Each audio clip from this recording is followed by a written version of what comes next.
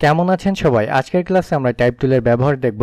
আর type টুলের মধ্যে আরো 6টি টুলবার আছে। সো আমরা এই 7টি টুলবারের কাজ আজকে শিখব। আর নেক্সট ক্লাসে আমি অবজেক্ট এবং টেক্সট অ্যালাইনের উপর ক্লাস নিব। সো আপনারা যারা ডিজাইন করেন আপনারা তো জানেন যে অ্যালাইন কতটা গুরুত্বপূর্ণ। সো আমি যদি এই দুইটা একসাথেই দেখাই তাহলে অনেকের মাথা গুলিয়ে যাবে বা টিউটোরিয়াল অনেক লং হয়ে যাবে। সো আজকে আমি শুধু টাইপ টুলের কাজ দেখাচ্ছি। ওকে, তাহলে চলুন কথা না বাড়িয়ে শুরু করা যাক।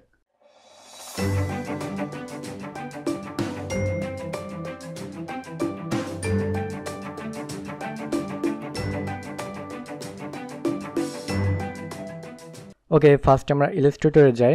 এরপর আমি এখানে টাইপ টুল সম্পর্কে সবাই কম বেশি পরিচিত। এই টাইপ টুলের এখানে শর্টকাট কি হচ্ছে টি। ওকে, কিবোর্ডে টি প্রেস করলে আপনার টাইপ টুল চলে আসবে।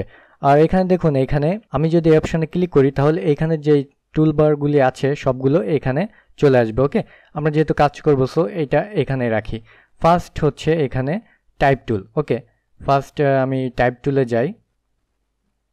এখানে আপনি যদি আর্টবোর্ডের উপরে এসে আপনি যদি মাউসের লেফট বাটন একটা ক্লিক করেন তাহলে আপনি এখানে লিখতে পারবেন, যে কোনো কিছু আপনি এখানে লিখতে পারবেন। যেমন আমরা গ্রাফিক্স স্কুল লিখি। ওকে, এখন আমি এটা একটু বড় করলাম। এই যে এটা হচ্ছে একটা সিস্টেমে টাইপ টুলে এটা লেখা। আর আরেকটা অপশন হচ্ছে এখানে আপনি টাইপ টুল আনবেন, আপনি যদি মাউস টেনে আপনি ডানের দিকে নিয়ে যান তাহলে এটা একটা বক্স আকারে হয়ে যাবে। ওকে, আমরা যেভাবে শেপ বা আনি বা ড্র করি সো সেম একইভাবে আপনি একটা বক্স ক্রিয়েট করতে পারবেন। এই বক্সে আপনি লিখতে পারবেন। আমরা সাইড থেকে লোরেম ইপসম নিয়ে আসি, কপি করলাম, ইলাস্ট্রেটর পেস্ট। এখানে অনেকগুলো লেখা বক্স আকারে থাকবে। ওকে, আর আমি যদি সেম লেখায় আমি যদি জাস্ট এখানে পেস্ট করি তাহলে দেখুন এটা কিন্তু একেবারে ছড়িয়ে যাচ্ছে। সো এই লেখাটা আমি ছড়াবো না, এই জন্য আমি টেক্সট বক্স নিলাম। জাস্ট সিলেক্ট করে মাউসের লেফট বাটন প্রেস করে আপনি এই বক্সটা ক্রিয়েট করতে পারবেন। ওকে, এই যে আমার হয়ে এটা চলে আসছে। আর এখানে আপনি এখানে আরও টুলবারে কাজ আছে। আপনি যদি কালার চেঞ্জ করতে চান এখানে কালার চেঞ্জ করতে পারেন। ফন্টের স্টক লাইন দিতে পারেন ফিল কালার অফ করে। এটা তো আউটলাইন করা নাই সো এটা ফিল কালার অফ হবে না। আমরা এটা স্টক লাইন অফ করে দিই, ফিল কালার অন করে দিই। ওকে, সো এখানে আপনি টেক্সটের অপাসিটি কমাইতে বাড়াইতে পারবেন, এখানে সবই সেম। আর এখানে ফন্ট আছে, আপনি এখানে ফন্ট চেঞ্জ করতে পারবেন। এখানে আপনি নেক্সট যা বোল্ড, এখানে ফন্ট স্টাইল আপনি এখানে চেঞ্জ করতে পারবেন। ওকে, এখন এখানে আছে বোল্ড, আপনার ফন্ট স্টাইল। আমি এটা আসবে না, আমি ল্যাটো নিই। এই যে ল্যাটো ফন্ট সিলেক্ট করার পরে আমি এখান থেকে দেখুন এখানে অনেক স্টাইল আছে। ঠিক আছে, পাশে স্টাইল সেমি বোল্ড, আমি যদি লাইট দিয়ে আরও চিকন হবে, থিন দিয়ে আরও চিকন হবে। সো রেগুলার রাখি। ওকে, আর এখানে ফন্ট সাইজ এখানে কত পয়েন্ট হবে সেইটা। ঠিক আছে, এখানে 14 পয়েন্ট আছে, এখানে আমি 18 ফন্ট সাইজ এটা। ওকে, আর এটা হচ্ছে অ্যালাইন। এটা এই দেখুন এই পাশে কিন্তু এই পাশে কিন্তু সোজাসুজি আছে লেফট অ্যালাইনে। রাইট অ্যালাইন দেখুন এটা কিন্তু ভাঙাভাবে আছে, এটা কিন্তু অ্যালাইন ঠিক নাই। আর সো আমি যদি এখানে রাইট অ্যালাইনে ক্লিক করি, অ্যালাইন রাইট, সো এখানে রাইট অ্যালাইন হয়ে যাবে। আবার লেফটে কিন্তু আবার সেম একইভাবে ভাঙা আছে। আর এখানে আমি যদি মিড অ্যালাইন করে দিই তাহলে মিড অ্যালাইন হয়ে যাবে। আর এখানে জাস্টিফাই করা যায়, এখানে প্যারাগ্রাফে ক্লিক করবেন আর এখানে জাস্টিফাই। ওকে, আর আপনার যদি এখানে এ অ্যালাইন থাকবে লেফট অ্যালাইনে, আপনি কিবোর্ডের কন্ট্রোল এই টেক্সটটা সিলেক্ট থাকা অবস্থায়, এই অবজেক্টটা সিলেক্ট থাকা অবস্থায় কিবোর্ডের কন্ট্রোল শিফট জে প্রেস করলে এটা অটোমেটিক জাস্টিফাই হয়ে যাবে। এটা হচ্ছে কিবোর্ডের শর্টকাট কি। ওকে, আর আপনি এখানে আপনি যদি চান এটা আপনি কার্ভ করতে পারবেন। এখানে দেখুন প্রিভিউ দিবেন, এই যে ঠিক আছে, এই যে আর্ক স্টাইল আছে, এখানে আপনি হরাইজন্টাল ভার্টিক্যাল আপনি এটা কম বেশ করে নিতে পারবেন। আপনার ডিজাইনের ক্ষেত্রে আপনার যেইটা আসবে আপনি ঠিক সেম একইভাবে। ঠিক আছে, এই যে বিভিন্ন স্টাইল আছে, ফ্ল্যাগ স্টাইল আছে, আপনারা এখানে আপনাদের ইচ্ছা মতন করে নিতে পারেন। আর এখানে প্রিভিউ যদি টেক অফ থাকে তাহলে আপনার প্রিভিউ কিন্তু শো হবে না। সো এটা প্রিভিউ অপশনে ক্লিক করে নেবেন। ওকে, সো আমি ওকে দিলাম, দেখুন আমার ফন্ট স্টাইলটা ওইভাবে চলে আসছে। আর এখানে কিছু পজিশন আছে, ঠিক আছে, আপ ডাউন, এটা ওয়াইড হাইট, ঠিক আছে, সেম সবই সেম।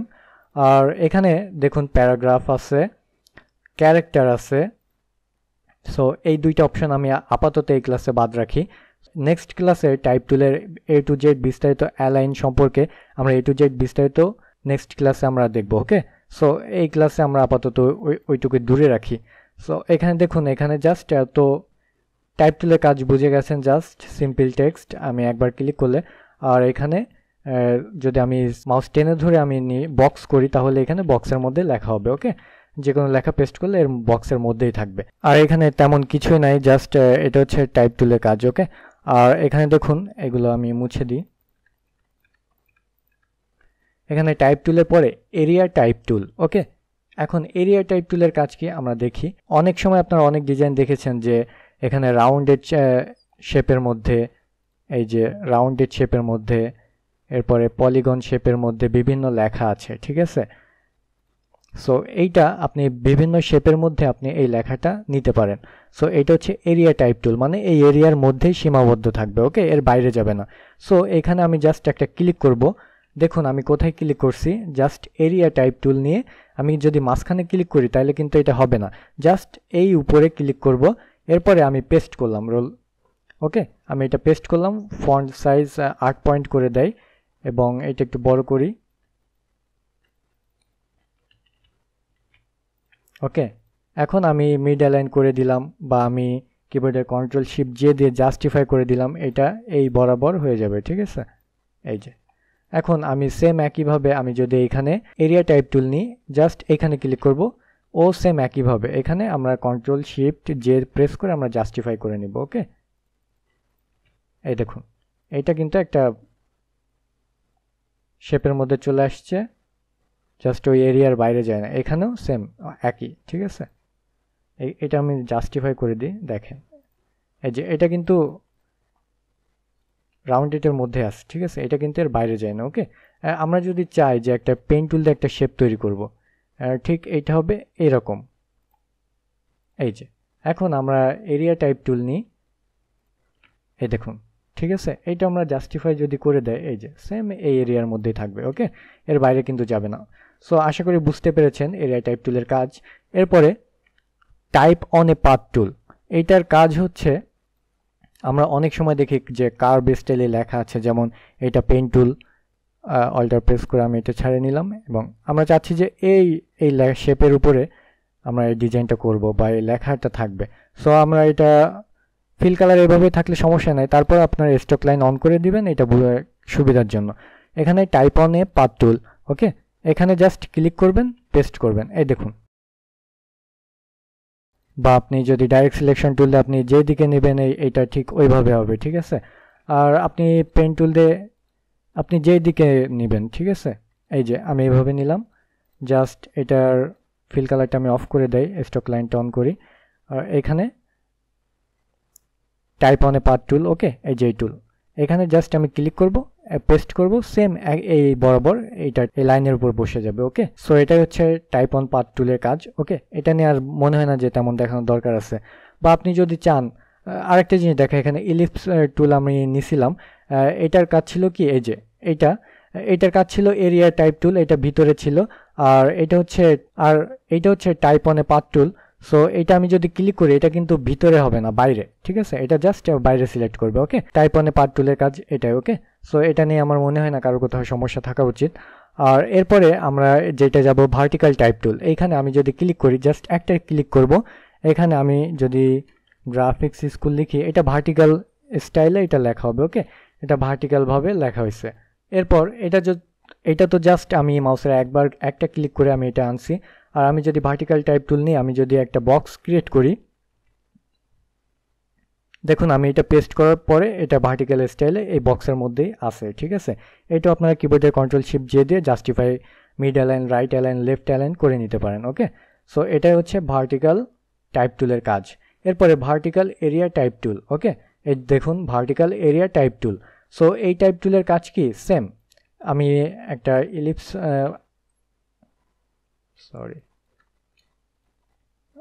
শেপ, এরপরে ভার্টিক্যাল এরিয়া টাইপ টুল, এই যে ক্লিক করলাম, এই দেখুন জাস্ট লেখাটা ভার্টিক্যাল স্টাইলে চলে আসবে। ওকে, এই যে জাস্টিফাই করলাম, এই লেখাটা ভার্টিক্যাল স্টাইলে, আগে ছিল হরিজন্টাল, এখন হচ্ছে ভার্টিক্যাল। ওকে, এটা সিম্পল, জাস্ট এটার বিপরীত, ঠিক আছে, এই টাইপ টুলের বিপরীত হচ্ছে ভার্টিক্যাল, আর এটা হরিজন্টাল। ওকে, আর এটাও same vertical type on a path টুল।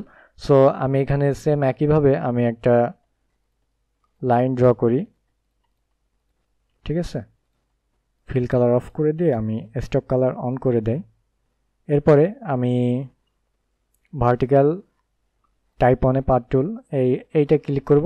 দেখুন এটা ভার্টিক্যাল স্টাইলে আছে, ঠিক আছে, এটা কিন্তু ভার্টিক্যাল স্টাইলে ওই লেখাটা আছে। সো এটাই হচ্ছে জাস্ট এই টুলের বিপরীত হচ্ছে এইটা, ওকে। আর টাচ টাইপ টুল, এটার কাজ খুবই ভালো এবং গুরুত্বপূর্ণ। এখানে দেখুন, এখানে আমি যদি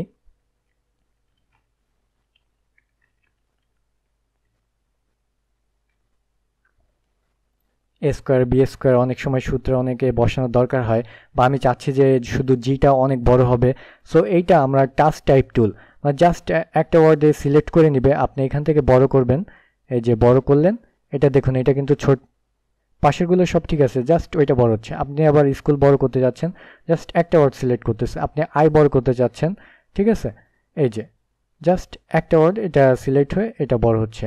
এরপর আপনি যদি এটা ছোট করে উপরে রাখতে চান, জাস্ট এই কর্নারে আপনি ছোট করতে পারবেন, এটা উপরে রাখতে পারবেন, ওকে। আপনি যে কোনো জায়গায় এটা মুভ করাইতে পারবেন, এই যে এটা নিচে রাখলাম বা মিড অ্যালাইনে রাখলাম বা টপে রাখলাম, ঠিক আছে, এটা আমাদের ইচ্ছা।